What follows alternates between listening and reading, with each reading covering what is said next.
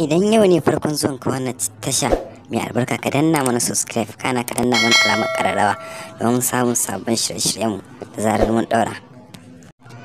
Kwanakin baya Hamisu Breaker ya yi wa Fatima a gidan Aliyu waƙa, wacce waƙar sai da mutane miliyan 3 suka kalli waƙar, kuma kowa ya san da ita. Tabbas akwai ɓoyayyen al'amari da yake faruwa tsakanin Hamisu Breaker da Fatima a gidan Aliyu. Shin wai Aliyu ma ya san tsakaninsu da Hamisu Breaker?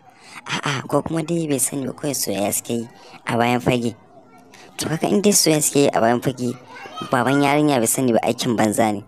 Ba ko gana kan zai janyo ɓatanci tsakanin Hamisu Breaker da Aliyu, ko wata gaba, ko kuma dai rashin mu'amala mai kyau tunda ya fara son yarsa, har mutane suke ta faman cece-kuce akan soyayya da suke.